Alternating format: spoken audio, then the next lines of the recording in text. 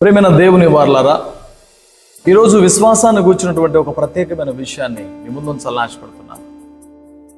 గెలుస్తానన్నటువంటి మీ యొక్క విశ్వాసం మిమ్మల్ని గెలిపిస్తుంది.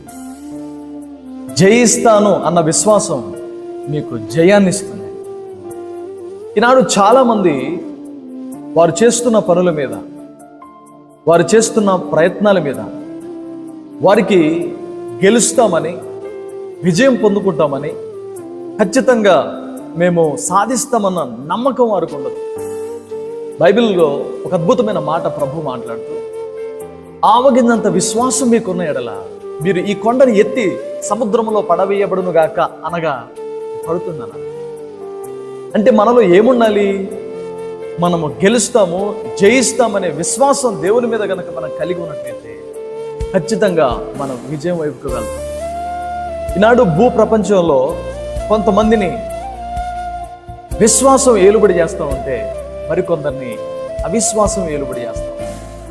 అవిశ్వాసం వారి హృదయాన్ని అధిష్ఠించి, మా వల్ల కాదు, మేము సాధించలేము, మేము జయించలేము, మాకు శక్తి చాలదు, మాకు బలము చాలదు, మా వల్ల కాదు, మా ప్రయత్నం ఎలా సాధ్యమవుతుంది అనేటువంటి ధోరణి వైపుకు అవిశ్వాసం నడిపిస్తూ ఉంటే, కొందరు మాత్రం విశ్వాసంతో మేము గెలుస్తాం, తప్పకుండా దేవుడు మాతో ఉన్నాడు, మాకు విజయాన్ని ఇస్తాడు, మమ్మల్ని అద్దరికి చేరుస్తాడు, సందేహము లేదు ప్రభు మీద, దేవుడు తప్పకుండా మా జీవితంలో ఉన్నటువంటి ఎదురవుతున్న ఈ పరిస్థితులలో, ఈ ఇబ్బందులలో, ఈ కష్టములో, ఈ రోగములో, ఈ బలహీనతలో, ఈ సమస్యల్లో, ఈ శ్రమల్లో, ఈ యొక్క భయంకరమైనటువంటి మనస్సును పిండి వేస్తున్నటువంటి బలహీనతల మధ్యలో దేవుడు ఖచ్చితంగా మమ్మల్ని అందరికీ చేరుస్తాడని కొంతమంది నమ్ముతున్నారు.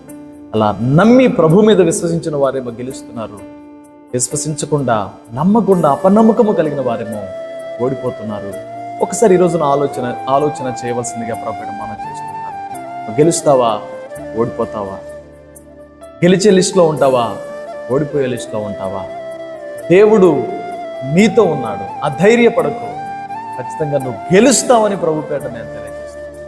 ఖచ్చితంగా నువ్వు జయిస్తావు. నీకు దేవుడు ఆ సామర్థ్యమునిచ్చాడు, ఆ శక్తినిచ్చాడు. ఖచ్చితంగా నువ్వు ముందుకు వెళ్తావు.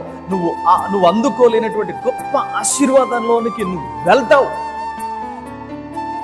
దేవుడు అలాగున్న నిన్ను సిద్ధపరచాలని, మీరు అలాంటి నమ్మిక కలిగి దేవునిపై విశ్వసించాలని ప్రభువు మనం చేస్తున్నాం.